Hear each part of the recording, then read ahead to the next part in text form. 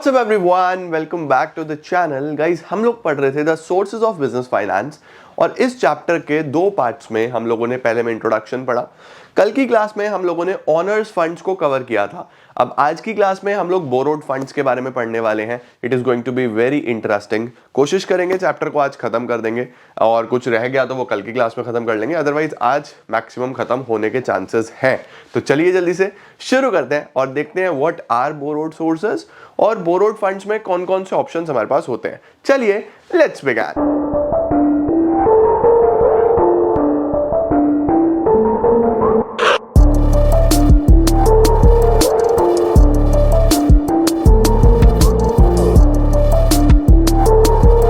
तो शुरू करते हैं गाइस हम लोग आज बोरोड फंड्स के साथ। देखो सबसे पहले ये समझ लो, ऑनर्स फंड्स कौन से होते थे? जिसके अंदर मालिक खुद पैसा लगाता था। अब उसके अंदर रिटेन्ड अर्निंग्स हो गया, शेयर्स हो गया, शेयर्स में इक्विटी और प्रेफरेंस शेयर्स हो गया, यही ऑनर्स फंड्स में आता है क्योंकि ये लोग ऑनर्स हैं।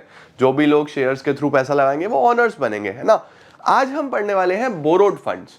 सर बोरोड का क्या मतलब होता है? बोरोड का बहुत साफ सुथरा मतलब है पैसा बोरो करना, यानी लोन लेना। तो जब भी कोई कंपनी पैसा लोन के फॉर्म में रेज करती है या लोन के फॉर्म में अरेंज करती है, उसको हम लोग बोलते हैं बोरोड फंड्स। ठीक है, तो बोरोड में हमारे पास सबसे पहले क्या आ रहा है, उसको पढ़ने से पहले ये समझो कि बोरो जब करेंगे तो जिससे बोरो करोगे वो आपका क्रेडिटर बनेगा। शेयर्स में क्या बनता था? ऑनर बनता था। अभी यहां पे क्या बनता है? क्रेडिटर बनता है। तो देखो सबसे पहले आता है trade credit. Sir what is trade credit?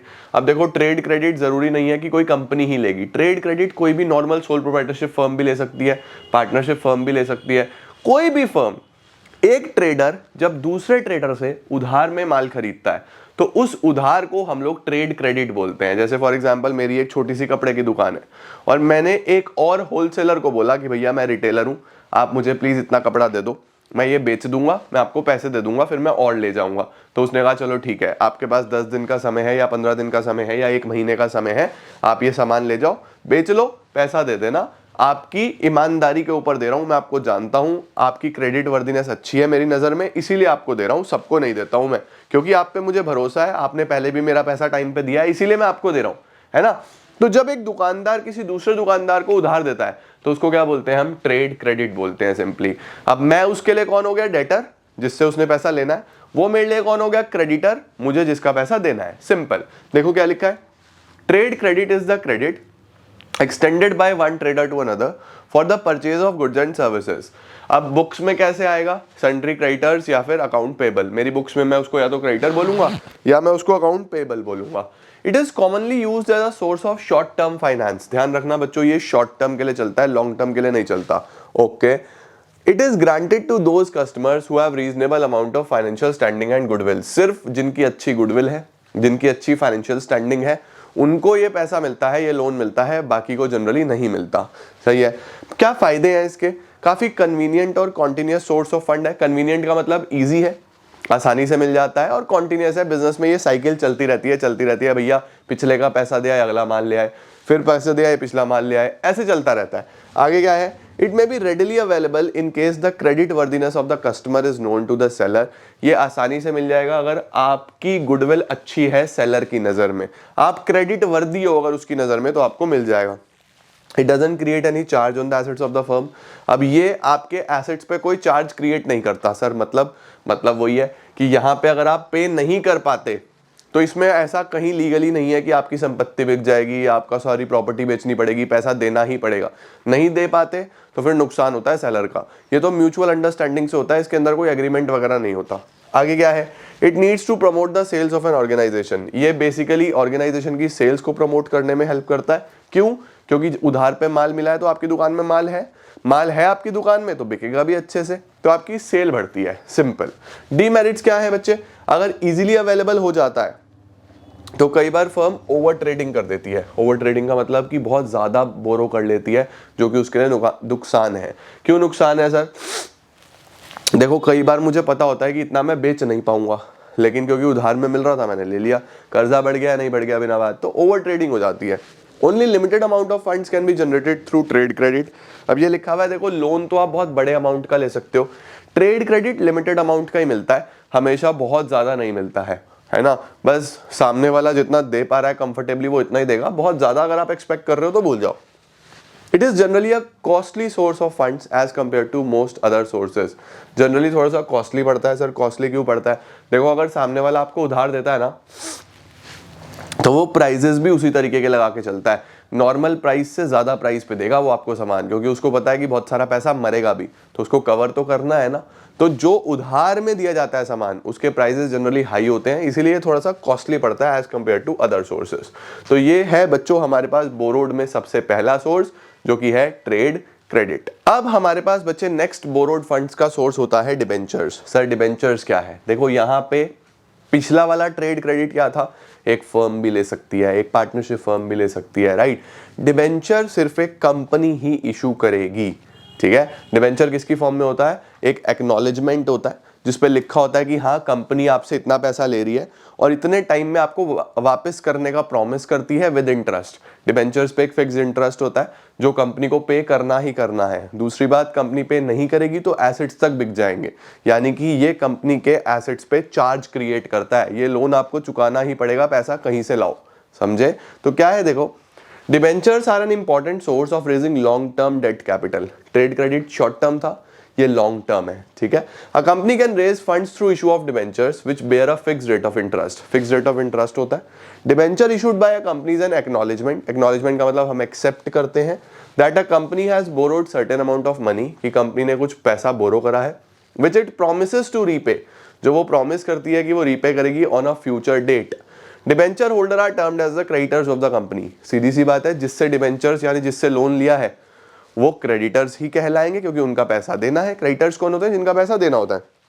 Sir क्या क्या फायदे हैं डिबेंचर्स के? सबसे पहला, वो लोग इसको प्रेफर करते हैं या वो इन्वेस्टर्स इसको प्रेफर करते हैं जिनको इनकम चाहिए कम रिस्क के साथ।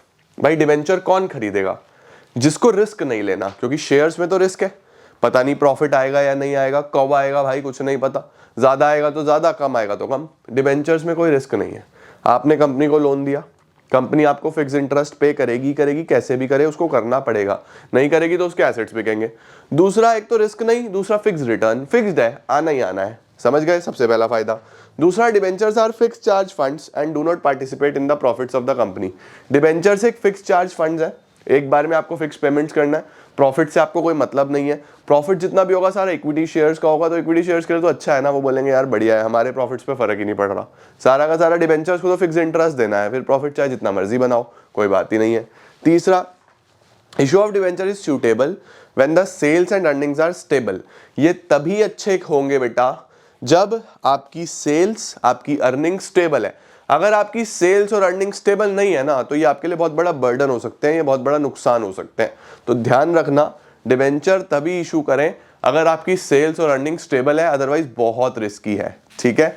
Financing through debenture is less costly. इसका कॉस्ट काफी कम आता है एज कंपेयर टू शेयर्स। क्यों? क्योंकि पेपर वर्क कम होता है, फॉर्मेलिटीज कम होती है, उस पर आपको डिविडेंड भी बहुत ज़्यादा देना पड़ता है, इस पर आपको इंटरेस्ट कम देना है, तो ये थोड़ा सा कंपैरेटिवली कम कॉस्टली होता है एज कंपेयर टू शेयर्स, ठीक है। अब इसके डीमेरिट्स देखो। नंबर 1, फिक्स चार्ज इंस्ट्रूमेंट्स हैं। फिक्स चार्ज इंस्ट्रूमेंट्स का मतलब आपको चुकाना ही पड़ेगा, फिक्स इंटरेस्ट है भैया, हर महीने फिक्स्ड पैसा निकालना ही पड़ेगा, तो आपके ऊपर एक परमानेंट बर्डन क्रिएट करता है। दूसरा, अगर आप एक बार लोन ले लेते हो तो आपकी फ्लेक्सिबिलिटी खत्म हो जाती है, अब आप फर्दर बोरो नहीं कर सकते। तो डिबेंचर इशू करने के बाद आपने अपनी बोरिंग कैपेसिटी कम कर ली, तो अगर आपको इन फ्यूचर और पैसे की जरूरत पड़ गई तो फंस जाओगे। इसीलिए कहा जाता है कि पहले अदर सोर्सेज से लो, जब कहीं से नहीं आ रहा तो फिर डिबेंचर्स के साथ जाओ, okay. In case of redeemable debentures, company has to make provisions for repayment on a specified date. Redeemable debentures कौन से होते हैं बच्चे? जो एक फिक्स टर्म के साथ रिडीम होते हैं, 5 साल बाद, 6 साल बाद, 7 साल बाद। तो कंपनी को टाइम टू टाइम उस पैसा अरेंज करने के लिए भी जोड़ना पड़ता है, सेविंग्स करनी पड़ती है, क्योंकि प्रॉमिस कर दिया कि 5 साल बाद देंगे तो देंगे, तो उसके लिए भी कंपनी को पैसा हर साल साइड में रखना पड़ता है कि नहीं दे पाए तो क्या होगा। बहुत बड़ा लोन है, 2-4-5 करोड़ का लोन है, नहीं चुका पाए तो मर जाएंगे। इसीलिए रिडीमेबल डिबेंचर्स, अभी हम आगे भी पढ़ेंगे टाइप्स ऑफ डिबेंचर्स में, आपके लिए एक फिक्स बर्डन लेके आते हैं, आपको उनके लिए अलग से प्रोविजंस बना के चलने पड़ते हैं, जो आपकी अर्निंग पोटेंशियल पे बहुत इंपैक्ट डालते हैं। ये यहाँ पे लिखा हुआ है, सही है बच्चे? इसका भी स्क्रीनशॉट ले लो। डिबेंचर्स, डिबेंचर्स के मेरिट्स, डिबेंचर्स के डीमेरिट्स। इसके बाद हमारे पास क्या आ रहा है? इसके बाद हमारे पास आ रहा है the major difference between shares and debentures. Sir shares और डिवेंचर्स में फर्क क्या होता है? What is the major difference between shares and debentures? बहुत सिंपल है, कल मैंने आपको सारा पढ़ा दिया था, एग्जाम पॉइंट ऑफ व्यू से बहुत इंपॉर्टेंट है। तो आओ देखते हैं। पहले तो मीनिंग लिख देना। शेयर्स क्या है? जहां पे एक ऑनर पैसा लगाएगा, मालिक बनेगा वो। डिबेंचर क्या है? जहां पे कंपनी डेट ले रही है और वो फिक्स टाइम में पे करने का प्रॉमिस कर रही है ना। नेचर क्या है? देखो, शेयर्स को ऑनर्स फंड्स में मानते हैं, डिबेंचर को बोरोड फंड्स में मानते हैं। शेयर्स के पास, शेयर होल्डर्स के पास वोटिंग राइट्स होती हैं, इनके पास कोई वोटिंग राइट्स नहीं होती। भैया जिससे लोन लिया उसको काहे का वोटिंग राइट? सही है। रिस्क, यहाँ पे रिस्क ज्यादा है, वहां पे रिस्क कम है। ये एक इन्वेस्टर के पॉइंट ऑफ व्यू से बोल रहा है। शेयर होल्डर, अगर मैं शेयर होल्डर के पॉइंट ऑफ व्यू से बात करूं तो शेयर होल्डर का यहाँ पे पता नहीं पैसा आएगा या नहीं आएगा, प्रॉफिट होगा या नहीं होगा, यहाँ पे कम रिस्क है, फिक्स्ड है। अगर कंपनी के पॉइंट ऑफ व्यू से देखें तो कंपनी के पॉइंट ऑफ व्यू से यहाँ ज्यादा रिस्क है, यहाँ पे कम रिस्क है। तो जब आप अगर रिस्क लिख के आ रहे हो तो एग्जाम में मेंशन करके आना कि किसके पॉइंट ऑफ व्यू से लिख के आ रहे हो। ये शेयर होल्डर के पॉइंट ऑफ व्यू से लिखा हुआ है बच्चों। ओके। कंट्रोल सारा इक्विटी शेयर होल्डर्स के हाथ में होता है, डिबेंचर होल्डर्स के पास कोई कंट्रोल नहीं होता। स्टेटस, शेयर होल्डर्स को ऑनर्स बोला जाता है, डिबेंचर होल्डर्स को क्रेडिटर्स बोला जाता है। रिडेम्पशन यानी रीपेमेंट, ये इनका रीपेमेंट तभी होगा जब कंपनी बंद होगी, ये होगा एक फिक्स टाइम के बाद। ठीक है, ले लो जी, स्क्रीनशॉट ले लो जल्दी से और डन करो चीजों को। डन है सर। सर कितने तरीके के डिबेंचर्स हो सकते हैं? This is the last topic from the topic debentures. सबसे पहले आता है first and second. First and second कुछ भी नहीं है यार, बहुत ही अनइंपॉर्टेंट सा है। अगर कंपनी ने 2 बार डिबेंचर्स इशू करे हैं, जिनका पेमेंट पहले होगा वो फर्स्ट, जिनका पेमेंट बाद में होगा वो सेकंड। जिनका भी पेमेंट पहले हो रहा है उनको फर्स्ट डिबेंचर्स बोलते हैं, जिनका बाद में हो रहा है उनको सेकंड डिबेंचर्स बोलते हैं। Debentures that are repaid before other debentures are known as first, जो बाद में होंगे वो सेकंड। सिक्योर्ड और अनसिक्योर्ड कौन से होते हैं? जो अगर आपने पेमेंट नहीं करा कंपनी के एसेट्स तक बिकवा देंगे, वो तो सिक्योर्ड है। और जिन पे ऐसा कोई चार्ज क्रिएट नहीं हो रहा, कोई एसेट्स रिस्क में नहीं जा रहे, वो अनसिक्योर्ड है। तो जो भी कंपनी के एसेट्स पे चार्ज क्रिएट करते हैं वो सिक्योर्ड, जो चार्ज क्रिएट नहीं करते वो अनसिक्योर्ड। रजिस्टर्ड और बियरर, बियरर होते हैं बेटा जो आसानी से ट्रांसफर हो सकते हैं। जैसे आपकी करेंसी है, 200 का नोट है, मेरे पास है तो मेरा, मैंने किसी को दे दिया तो उसका। मेरी जेब में से नोट गिरा, पड़ोसी ने उठा लिया, उसने कहा मेरा तो उसका। बियरर होता है जिसके हाथ में उसका। रजिस्टर्ड होता है जिसके नाम पे रजिस्टर्ड है वो उसका है ना।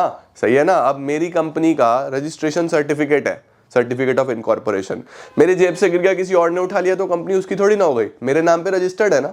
लेकिन अगर मेरी जेब से 500 का नोट गिर गया, उसने उठा लिया, मैं 5 मिनट बाद ढूंढ रहा हूं, अगर उसने कह दिया ना मेरा है तो भैया उसका है ना। तो बियरर कौन सा होता है? जो नॉर्मली बस आपने किसी को दे दिया तो ट्रांसफर हो गया। रजिस्टर्ड में ऐसा नहीं होता। तो रजिस्टर्ड डिबेंचर्स वो होते हैं जो डिबेंचर होल्डर के नाम पे रजिस्टर्ड है, किसी और के नाम पे अगर उसको रजिस्टर कराना है तो उसके लिए पूरा का पूरा एक ट्रांसफर सर्टिफिकेट लगेगा। सही है ना। बियरर में नॉर्मली आपने डिलीवर करा किसी और को तो उसके नाम पे हो गया। सही है। तो registered debentures are those which are duly recorded in the register of debenture holders maintained by the company. Bearer कौन से हैं? जो ट्रांसफरेबल हैं just by delivery. Convertible, non convertible, convertible वो होते हैं बेटा जो शेयर्स में कन्वर्ट हो सकते हैं after certain period of time, जो नहीं हो सकते वो नॉन कन्वर्टेबल है। तो जो कन्वर्ट होंगे वो कन्वर्टेबल, जो नहीं होंगे वो नॉन कन्वर्टेबल। इनका भी जल्दी से स्क्रीनशॉट ले लो। 2 टॉपिक हो गए हैं हमारे, ट्रेड क्रेडिट, डिबेंचर्स। अब हम चलते हैं loan from commercial banks and loan from financial institutions की तरफ। ये है हमारे पास बहुत ही सिंपल टॉपिक जिसको सब जानते हैं कि अगर लोन लेना है तो कहां से लेना है? बैंक से लेना है ना। तो देखो, डिबेंचर्स आपके लिए नया टॉपिक हो सकता है, राइट। पब्लिक डिपॉजिट्स आपके लिए नया टॉपिक हो सकता है, जो भी हम इसके बाद पढ़ेंगे। उसके अलावा ट्रेड क्रेडिट आपने देख लिया। अब देखो, कमर्शियल बैंक से अगर लोन लेना है तो क्या करना है? तो ये तो बहुत बेसिक है। क्या लिखा है देखो, commercial bank occupy a vital positions as they provide funds for different purposes and for different periods. Bank आपको बहुत अलग अलग तरीके के लोन देता है, बहुत अलग अलग टाइम पीरियड्स के लिए देता है ना। बच्चों की पढ़ाई के लिए, बच्चों की मैरिज के लिए, घर के लिए, बिजनेस के लिए, व्हीकल्स के लिए, पता नहीं किस किस चीज़ के लिए बैंक ने लोन निकाले हुए हैं। उसके अलावा अलग अलग चीज़ें, गोल्ड लोन, प्रॉपर्टी लोन, अलग अलग तरीके के लोन्स हैं, सब बैंक से मिलते हैं। जैसे cash credit, overdraft, term loan, discounting of bills, letter of credit. Rate of interest जो होता है, जो बैंक चार्ज करता है वो अलग अलग होता है। डिपेंडिंग ऑन कि आप कितने साल का ले रहे हो, कितने इंस्टॉलमेंट्स में पे करोगे, कितना आपका डाउन पेमेंट है, वो सब चीज़ों पे डिपेंड करता है। Before a loan is sanction, borrower is required to provide some security. Borrower को कुछ ना कुछ सिक्योरिटी रखनी पड़ती है। अब वो उसकी प्रॉपर्टी हो सकती है, गोल्ड हो सकता है, उसके एसेट्स हो सकते हैं, कुछ भी चीज़ हो सकती है। तो आपको कुछ ना कुछ बैंक लोन के लिए मॉर्गेज करना ही पड़ेगा। मॉर्गेज करने का मतलब है कि आपको कुछ ना कुछ सिक्योरिटी देनी ही पड़ेगी। ये basic loan from commercial bank होता है। क्या फायदे हैं सर इसके? नंबर 1, एक तो बिजनेसमैन को आसानी से मिल जाते हैं जब उसको जरूरत है पैसे की। जब भी उसको पैसे की जरूरत है, उसको सिंपली अपनी इनकम टैक्स रिटर्न देनी होती है 3 साल की। किताबों में नहीं लिखा हुआ, मैं आपको प्रैक्टिकली बता रहा हूँ। 3 साल की इनकम टैक्स की रिटर्न देनी पड़ती है, 3 साल के पिछले फाइनेंशियल स्टेटमेंट्स देने पड़ते हैं, उसके साथ साथ कुछ ना कुछ मॉर्गेज करना पड़ता है, तो उसको आसानी से बिजनेस लोन मिल जाता है। ठीक है, आगे लिखा हुआ है दो फॉर्मेलिटीज, बहुत सारी फॉर्मेलिटीज इसके अंदर नहीं चाहिए क्योंकि बहुत बेसिक चीज़ है। बिजनेसमैन को लोन की जरूरत पड़ती रहती है। शेयर डिवेंचर में दुनिया भर की फॉर्मेलिटीज़ है, इसके अंदर इतनी फॉर्मेलिटीज़ कंपैरेटिवली नहीं है। ठीक है, उसके बाद loan from a bank is a flexible source. Flexible source का मतलब कि आप इसको अपने हिसाब से इंक्रीज या डिक्रीज करा सकते हो। आपका एक बिजनेस लोन 20 लाख का चल रहा है, आपको लगा 2 लाख और चाहिए, बैंक को बोलो, बैंक आपको 2 लाख का और कर देगा। तो वो थोड़ा सा फ्लेक्सिबल अप्रोच है, ईजी है, अलग से पेपर वर्क, अलग से फॉर्मेलिटीज़ की ज़रूरत नहीं है। तो ये सबसे बड़े 3 बेनिफिट्स हैं। बहुत ज़्यादा पेपर वर्क नहीं है, फ्लेक्सिबल है, टाइमली आपको मिल जाता है। सर डीमेरिट्स तो इसके भी होंगे, बिल्कुल है। सबसे पहला डीमेरिट क्या है? जनरली बहुत शॉर्ट पीरियड के लिए होता है, बहुत ज़्यादा समय के लिए आपको बैंक लोन नहीं देगा। जनरली शॉर्ट टर्म के लिए होता है जब हम बिजनेस की बात करते हैं। होम लोन वगैरह तो 20-20 साल के होते हैं। बिजनेस की टर्म्स में बात करें तो इतने साल का लोन जनरली नहीं मिलेगा। उसके बाद बैंक आपसे सिक्योरिटी मांग सकता है, पर्सनल सिक्योरिटीज भी मांग सकता है, उससे आपकी इन्वेस्टिगेशंस भी होगी, जो कई बार थोड़ा सा प्रोसीजर डिफिकल्ट हो जाता है। कई बार लोग हेजिटेंट हो जाते हैं, लोग बोलते हैं यार इतनी पूछताछ, इतनी पड़ताल कौन कराएगा, सही है ना। उसके बाद bank provides funds against securities which are not always available with the needy. Banks हमेशा जो लोन है वो सिक्योरिटी के अगेंस्ट ही देगा, जो कई बार नीडी के लिए अरेंज कर पाना पॉसिबल नहीं होता। जो लोन लेने के लिए जा रहा है उसके बाद ज़रूरी नहीं है कि सिक्योरिटी हो, तो सिक्योरिटी नहीं होगी तो कई बार उसका लोन सैंक्शन नहीं हो पाता। तो काफ़ी एक रिजिड प्रोसीजर है, डिफ़िकल्ट प्रोसीजर है, और कई बार नीडी को लोन मिलता ही नहीं है। ठीक है, तो ये सारी बच्चे हमारे पास लिमिटेशंस आ जाती हैं बैंक लोन की। बहुत बेसिक, बहुत सिंपल, बहुत ईजी। इसके बाद आते हैं हमारे पास कुछ financial institutions. Sir financial institutions क्या हुए? फाइनेंशियल इंस्टीट्यूशंस हो गए बच्चों जो बैंक तो नहीं है, लेकिन जिनको बैंक से लोन नहीं मिला उनको ये लोग लोन कर देते हैं, है ना। जो बैंक के तरीके से ही काम करते हैं। आप लोग देखोगे बहुत सारे इस तरीके के डेवलपमेंट बैंक्स हैं, डेवलपमेंट बैंक्स हम लोग बोल देते हैं इनको। तो ये अलग अलग एरियाज में, अलग अलग डिस्ट्रिक्ट्स में ऑपरेट करते हैं, जहां बैंक से, जहां पीएनबी एसबीआई लोन नहीं कर रहा, तो वहां पे बहुत छोटे छोटे इस तरीके की चीजें हैं, इस तरीके के ऑर्गेनाइजेशंस हैं जो आपको लोन प्रोवाइड कर देते हैं। तो देखो क्या लिखा है, government has established a number of financial institutions all over the country to provide finance to business. They provide both on capital and loan capital, दोनों चीजें देते हैं। They are also known as development banks, इनको development banks बोला जाता है। The main aim is to promote industrial development, इनका मकसद इंडस्ट्रीज को डेवलप करना है, बिजनेस को डेवलप करना है। They provide financial assistance. The institutions also conduct market surveys. ये मार्केट सर्वे भी करते हैं, रिसर्च भी करते हैं, डेटा भी कलेक्ट करते हैं, ताकि बैंक्स इन डेटा की मदद से इकोनॉमी को रीड कर पाए और गवर्नमेंट को भी डेटा प्रोवाइड कर पाए कि चल क्या रहा है। मेरिट्स लॉन्ग टर्म फाइनेंस देते हैं, जो यूजुअली कमर्शियल बैंक नहीं दे पाता। वो शॉर्ट टर्म के लिए दे देते, ये लॉन्ग टर्म के लिए दे देते हैं। फंड्स के साथ साथ ये मैनेजरियल और टेक्निकल एडवाइस भी देते हैं। मैनेजमेंट में भी हेल्प करेंगे, टेक्निक में भी हेल्प करेंगे, कैसे बिजनेस चलाना है, क्या क्या स्ट्रैटेजीज हैं, क्या क्या अवेयरनेस चाहिए, उन सब पे भी हेल्प करते हैं। As loan can be repaid in easy installment, it doesn't provide to be much of a burden to business. आपके लिए बहुत फ्लेक्सिबल, बहुत अच्छी किस्तें बना देते हैं, तो आपके लिए बहुत ज़्यादा बर्डन नहीं होता। देखो बर्डन तो है, आपने कोई कर्जा लिया है तो बर्डन तो है, लेकिन क्योंकि फ्लेक्सिबल है, थोड़ा ईजिली पेबल है, तो आप आसानी से इस पर काम कर सकते हो। जैसे EMI पे आजकल यार लोग फोन वोन तक ले लेते हैं, वही सारी बात है।